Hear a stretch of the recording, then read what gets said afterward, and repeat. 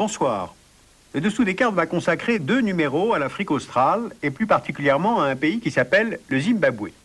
Premier numéro aujourd'hui, l'histoire, c'est-à-dire nos histoires coloniales, et en essayant en même temps de voir comment se forme un État. La région qui nous intéresse aujourd'hui est au sud du continent africain. Au nord, le Zambèze, au sud, le Limpopo. Ces 2 grands fleuves vont favoriser la sédentarisation des peuples. Et entre les deux, un plateau qui offre un climat moins aride, de l'herbe, donc cela favorise l'élevage du bétail. Dans l'histoire de cette région, on trouve d'abord des groupes de chasseurs-cueilleurs, les Bushmen, ce sont les Khoisans. Plus tard, à partir du IVe siècle après Jésus-Christ, arrivent les peuples bantous, ils viennent des Grands Lacs. Les Bantous sont composés de plusieurs familles linguistiques.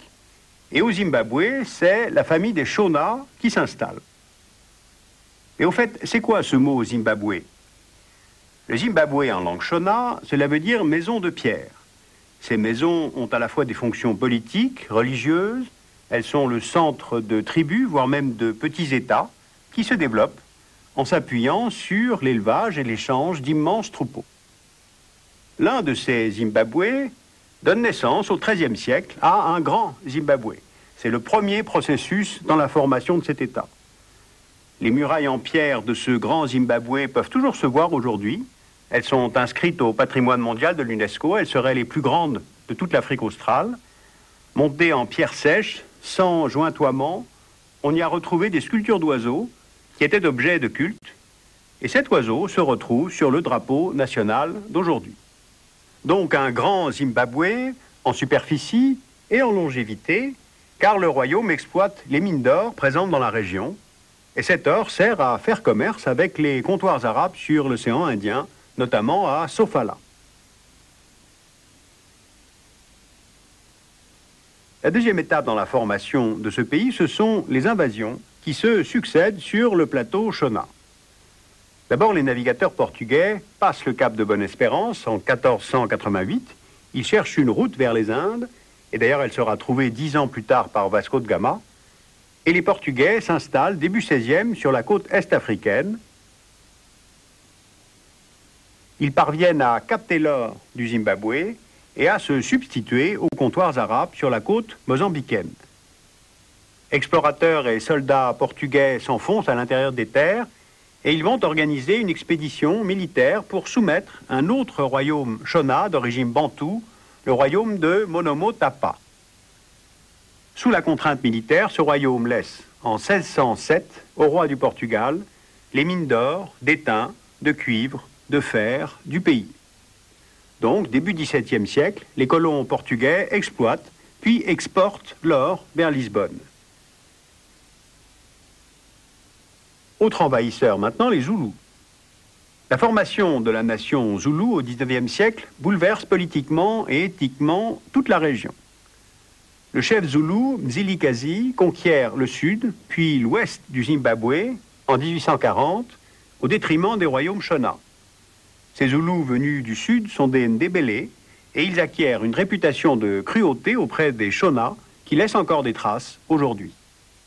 On a là un vaste mouvement militaire appelé le temps des troubles, c'est-à-dire le Mfekane, et les Zoulous seront les maîtres politiques de la région jusqu'à l'invasion des Anglais.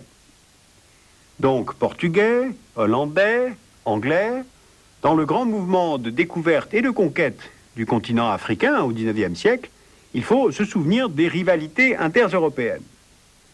La Compagnie hollandaise des Indes orientales crée en 1652 la colonie du Cap, pour que les navires puissent faire escale entre la Hollande et Java. Des colons hollandais s'implantent, on les appelle les boers, cela veut dire paysans en néerlandais. Mais en 1814, ce sont les Anglais qui finissent par s'emparer du Cap. Ils en font une colonie de la couronne, contraignant les boers à fuir vers le nord-est. C'est ce qu'on a appelé le Grand Trek.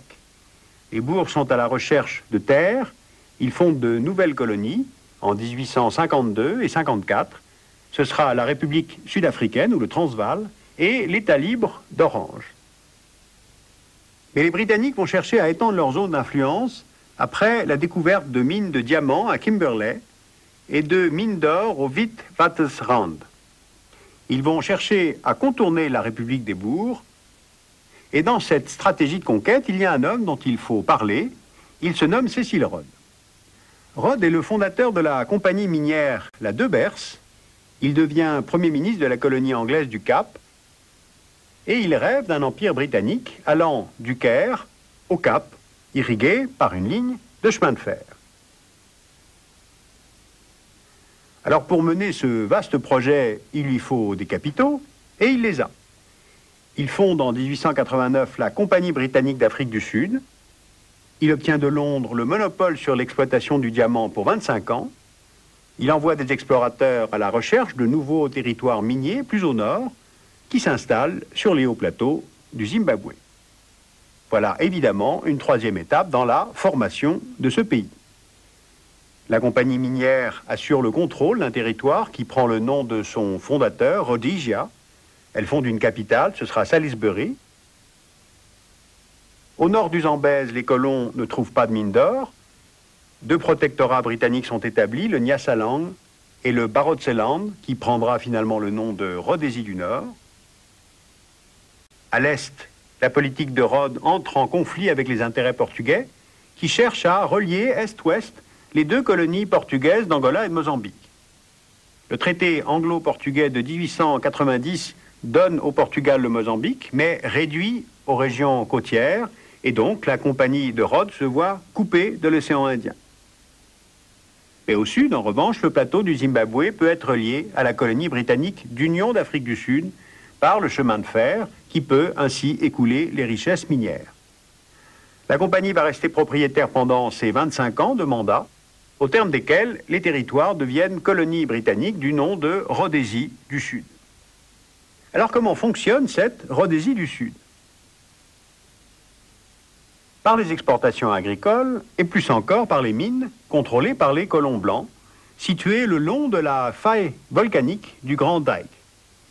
Les Noirs fournissent la main-d'œuvre, ils n'ont pas le droit d'être propriétaires, ils sont exclus du droit de vote, et de fait, la ségrégation se lie très bien dans l'organisation du territoire rhodésien. Sur le plateau, on trouve les meilleures terres agricoles, ce sont les terres pour Européens. Les terres communales dans les vallées sont africaines, à densité élevée, ce sont des réserves de terres peu fertiles. La main-d'œuvre noire doit avoir un emploi si elle réside dans les townships et être munie d'un laissez-passer. La création de villes africaines a pour but de limiter l'exode rural vers les villes blanches. La Rhodésie de Ian Smith a fort bien adopté le modèle de l'apartheid de l'Afrique du Sud voisine. Elle proclame son indépendance de la couronne britannique en 1965, ce que refuse le Royaume-Uni, car la majorité noire doit avoir accès au droit de vote, ce que refuse le président de la Rhodésie. Se met alors en place un blocus. Gel des avoirs rhodésiens par le Royaume-Uni, sanction des Nations Unies, expulsion de la Rhodésie de la zone sterling, interdiction totale d'importer le sucre et le tabac de Rhodésie, blocus naval du port de Beira au Mozambique. Et ce blocus sera en permanence rompu par l'Afrique du Sud, qui est le principal partenaire de la Rhodésie et son modèle en matière de ségrégation raciale. Alors comment sort-on d'une telle situation? La Rhodésie bascule vers l'indépendance par ce blocus international, la fin de la dictature au Portugal en 1974, car elle entraîne l'indépendance des colonies portugaises d'Angola et de Mozambique, mais surtout il y a une opposition noire conduite par Nkomo et une guérilla interne conduite par Robert Mugabe. Alors Mugabe sera élu premier président de la Rhodésie indépendante en 1980, peu après la démission de Ian Smith. Pour être fidèle à son histoire, le pays prend le nom de Zimbabwe, dont je vous ai parlé tout à l'heure.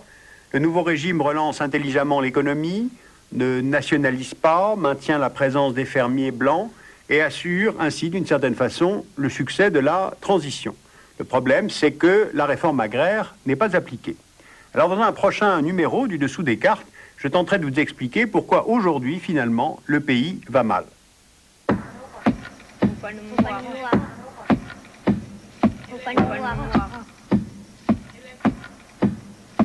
Alors, je vous signale la parution d'un livre d'un journaliste français qui connaît bien l'Afrique. Ce livre s'appelle « Négrologie, pourquoi l'Afrique meurt ». C'est Stephen Smith et c'est édité chez Calman Levy.